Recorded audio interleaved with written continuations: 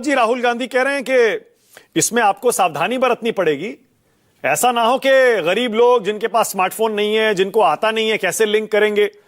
अगर वो नहीं लिंक कर पाए तो क्या होगा?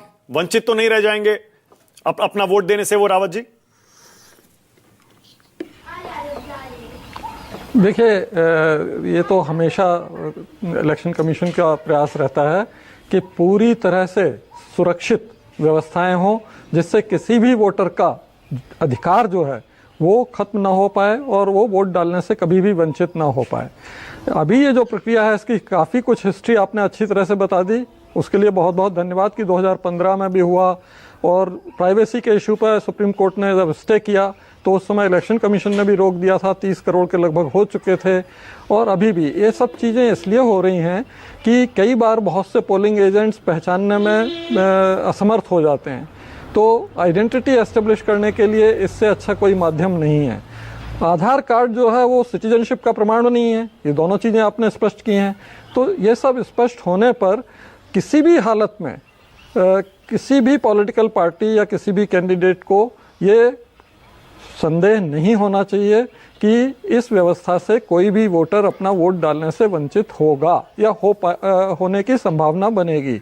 ऐसा कतई नहीं होगा और पूरी व्यवस्था मुकम्मल होगी। ठीक है। अब रावत जी थोड़ा ये भी बताइए अपने एक्सपीरियंस के आधार पर, अपनी एक्सपर्टीज के आधार पर, कि वोटर लिस्ट में क्या 99 करोड़ वोटर हैं, उसमें से कितने आप मानते हैं कि फर्जी वोटर होंगे, डुप्लीकेट वोटर होंगे या गलत तरह के वोटर होंगे आपके हिसाब से? क्योंकि विपक्ष कहता है ये बहुत बड़ा मुद्दा है।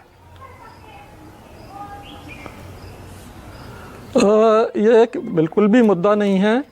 इसमें सिर्फ थोड़ी हमारे आम जन की थोड़ी सी नेग्लिजेंस है कि जब भी हम लोग एक जगह से दूसरी जगह जाते हैं तो उस समय हमें जिस जगह पहले रजिस्टर थे वहाँ का नाम कटवाना है और जब नई जगह गए हैं तो वहाँ का नाम हमें जुड़वाना है। ये व्यवस्था हमें खुद करनी चाहिए और हमें दोनों डिक्लेरेशन पे साइन करके ही फॉर्म जमा करना चाहिए। लेकिन इलेक्शन कमीशन में रहते हुए हमने पाया कि 90% वोटर्स जो है वो कटवाने का खाली छोड़ देते हैं और इलेक्शन कमीशन ये जिम्मेदारी पूरी निभाता है कि भाई अगर कहीं भी चले गए तो वहाँ भी उनका वोट हो जाए ताकि वो वहाँ तो वोट डाल सकें। और इस तरह से डुप्लीकेट वोटर्स ज़्यादा से ज़्यादा क्रिएट होते हैं और इलेक्शन कमीशन उनको वीन आउट करने के लिए D duplication software, photo recognition software ये सब यूज़ करके फिर उनके सामने पोज करती है कि आपके नाम इतनी जगह हैं, अब इनमें से आप बताइए कहाँ रखना चाहेंगे, बाकी सब जगह हम डिलीट करेंगे। तो ये कार्रवाई सतत चल रही है 2017 से और ऐसे लाखों वोटर जो है डुप्लीकेट होने पर निकाले जा चुके हैं। फर्जी वोटर का जहां तक सवाल है, फर्जी वोटर कोई भी इलेक्टोरल रोल में आ नहीं सकता, उसकी किसी भी तरह से कोई गुंजाइश नहीं है। ठीक है। अब आप कह रहे हैं डुप्लीकेट वोटर बन तो जाते हैं, फिर हम उन्हें पकड़ लेते हैं और उनसे कहते हैं भैया एक अपना पोलिंग बूथ चुन लो। क्या ये बिल्कुल 0% संभावना है रावत जी कि कोई अगर 2 जगह 3 जगह अपना नाम वोटर लिस्ट में डलवा देता है तो वो एक से ज्यादा जगह वोट नहीं डाल सकता है? ऐसा तो नहीं कि वो 2 जगह जाके अपना डाल के आ जाए? नहीं, वो तो नहीं डाल सकता है क्योंकि एक तो क्या है, वोटिंग की तारीख एक ही हो सकती है अगर वो उसी एक राज्य में है। हाँ। अगर अलग अलग भी है तो कई उसके स्थान इतनी दूर हो सकते हैं कि वो ट्रैवल करना संभव नहीं हो। तीसरी चीज क्या है कि उसकी एक जगह वोट डालने पर जो इंक हो जाती है फिंगर, वो भी पहचान बता देगी कि ये तो ऑलरेडी वोट डाल चुका है। तो इसलिए वो संभावना तो कतई नहीं रहती। लेकिन ये संभावना जरूर रहती है कि कोई इम्पर्सोनेट करके उस वोट जो डुप्लीकेट वोट रजिस्टर्ड है उस पर जाने की कोशिश कर सकता है, लेकिन उसके लिए उसे बहुत मशक्कत करनी होगी। उसको अपना आईडी इस तरह का बताना होगा, फोटो से मैच होना होगा, तरह तरह की बातें हैं। और अगर पूरी व्यवस्था, पोलिंग एजेंट सतर्क हैं, पोलिंग ऑफिसर सतर्क हैं, तो वो पकड़ा जाएगा और कतई वो वोट नहीं डाल पाएगा। ठीक है। हाँ, एक सेकंड रावत जी, एक चीज और बता दीजिए, अब ये जो प्रक्रिया दोबारा शुरू होगी वोटर आईडी और आधार को जोड़ने की, इसमें क्या इसे अनिवार्य बनाया जाएगा क्या, या फिर ये स्वैच्छिक तौर पर ही चलेगा? अभी तक तो जो हमारी खबर है उसके अनुसार ये स्वैच्छिक ही है, लेकिन इसमें एक चीज़ ये है कि इलेक्शन कमीशन आगे बहुत सी चीज़ें, बहुत सी सुविधाएं वोटर को देना चाह रहा है। जैसे रिमोट वोटिंग, अभी जो माइग्रेंट वर्कर्स हैं बिहार, ईस्टर्न यूपी, छत्तीसगढ़, मध्य प्रदेश, झारखंड, यहाँ से जाते हैं फसल कटाई के लिए बाहर, तो उनका वोट जहाँ रजिस्टर होता है उन्हें वहाँ आके वोट डालना होता है और वो डाल नहीं पाते हैं। तो उनके लिए ये सोचा जा रहा है कि जहां वो काम कर रहे हैं इलेक्शन के टाइम पे, अगर वो पहले से इन्फॉर्म कर देंगे अपने रिटर्निंग ऑफिसर को, तो उनके लिए ये कंपलसरी होगा कि भाई आपका आधार लिंक होना चाहिए, तभी आपको रिमोट वोटिंग की फैसिलिटी हम दे पाएंगे। तो उन सब केसेस में आप कंपलसरी कर सकते हो, क्योंकि आप उनको एक स्पेशल सुविधा दे रहे हो। तो ऐसे में तो कंपलसरी हो जाएगा, बाकी में मुझे लगता है स्वैच्छिक ही रहेगा। ठीक है। हाँ, विनोद जी क्या कह रहे थे आप? नहीं, मैं रावत जी से एक सवाल पूछना चाहता हूँ। रावत जी नमस्कार, विनोद अग्निहोत्री बोल रहा हूँ। देखिए, जैसे आपने कहा कि जी नमस्कार, कि कोई व्यक्ति मतलब बड़ा मुश्किल है कि दो जगह वोट डाल सके, लेकिन मान लीजिए एक राज्य में चुनाव हो रहे हैं और दूसरे राज्य में चुनाव नहीं हो रहे हैं, और वो किसी एक व्यक्ति का वोट दोनों राज्यों में बन जाता है, तो वो तो आराम से जाके वोट डाला आएगा जिस राज्य में चुनाव हो रहे हैं, अपना वहां का वोटर ID कार्ड देखकर उसको कैसे रोकेंगे?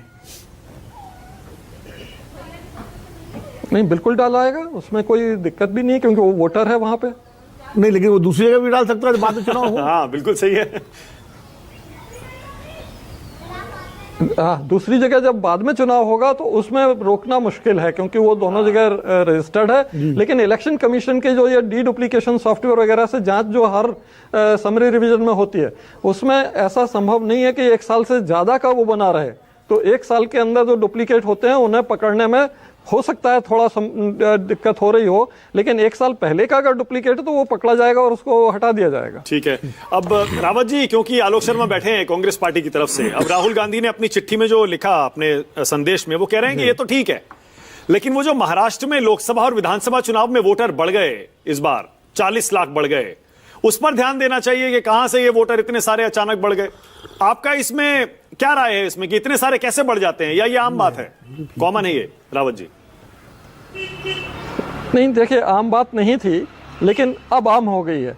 पहले क्या था कि जो 1 जनवरी को 18 साल या ऊपर होते थे, सिर्फ वही लोग क्वालिफाई होते थे वोटर लिस्ट में नाम जुड़वाने के लिए, लेकिन अब अमेंडमेंट हो गया है और अब 1 जनवरी, 1 अप्रैल, 1 जुलाई, 1 अक्टूबर को भी जो 18 साल पूरे करते हैं उनको नाम जुड़वाने का अधिकार दे दिया गया है। तो लोकसभा के चुनाव अप्रैल वगैरह में हुए, उसमें वो 1 जनवरी वालों ने वोट डाला है।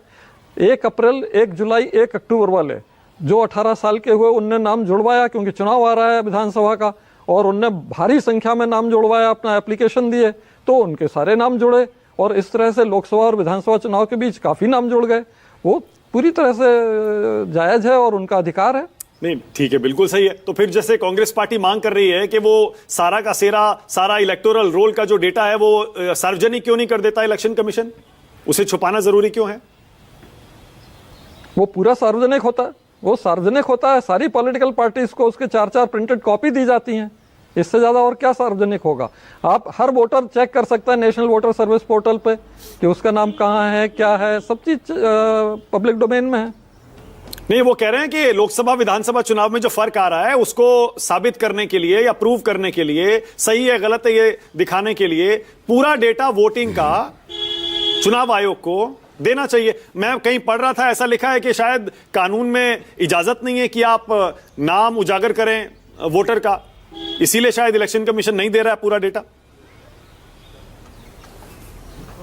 नहीं, इसमें सिर्फ समझ का फेर है। क्या आप चाहते हैं हर स्टेज पर इलेक्शन कमीशन प्रारंभिक प्रकाशन करता है, दावे आपत्ति आमंत्रित करता है और उसके बाद उन पर निर्णय करके फिर फाइनल प्रकाशन करता है? इस तरह से वोटर लिस्ट बनती है। और ये सारी पॉलिटिकल पार्टी, सारे कैंडिडेट, सब लोगों को साथ में लेकर, उनको पूरी तरह से सूचना देकर, उनको पूरी जानकारी देकर ही आगे बढ़ा जाता है। अब वोटिंग जो हो रही है, वहाँ आपका पोलिंग एजेंट बैठा है, वो निशान लगाता जाता है, किसने आके वोट डाला, क्या हुआ है, वो भी पब्लिक डोमेन में आपके पास है जानकारी। तो आप क्या मांगना चाह रहे हैं, वो अगर स्पष्ट हो तो इलेक्शन कमीशन वो उपलब्ध करा दे। अगर स्पष्ट नहीं है तो इलेक्शन कमीशन आपको क्या उपलब्ध कराएगा? ठीक है, एक चीज और बस रावत जी, उसके बाद थोड़ा डिबेट शुरू करेंगे हम। ये एपिक नंबर पर हाल के दिनों में बहुत बवाल हुआ। ममता बनर्जी ने बंगाल में यह मुद्दा उठाया, उसके बाद इलेक्शन कमीशन ने माना कि हाँ ये गड़बड़ी हुई है, इसको सुधारने के लिए हमें 3 महीने दीजिए। तो मतलब ऐसा तो नहीं है ना कि इलेक्शन कमीशन जो भी कर रहा है सब 100% सही है।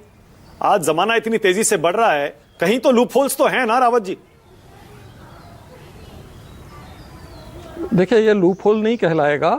ये क्या है कि जब एपिक शुरू हुआ शेषन साहब के ज़माने में 94-95 में, उस समय ये पूरी सेंट्रलाइज व्यवस्था थी कि दिल्ली से ही इलेक्शन कमीशन ऑफ इंडिया के लेवल से ही ये तय होता था कि कैसे होगा, क्या नंबरिंग होगी, क्या होगा। तो शुरू में इसमें डुप्लीकेट नंबर की कोई समस्या नहीं रही।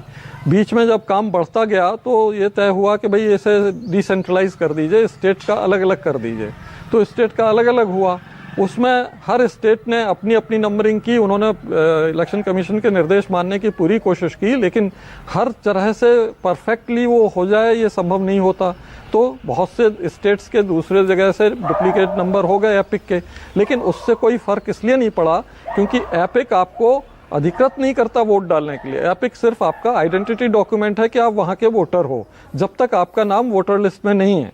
तो वोटर लिस्ट में अगर नाम नहीं है तो आप वोट डाल ही नहीं सकते। तो अगर डुप्लीकेट भी नंबर है तो इट डजंट मैटर, इससे कोई फर्क नहीं पड़ता है। तो ये व्यवस्थाएं जो है अब ERO नेट बन गया 2017 से, इलेक्टोरल रजिस्ट्रेशन ऑफिसर्स नेटवर्क।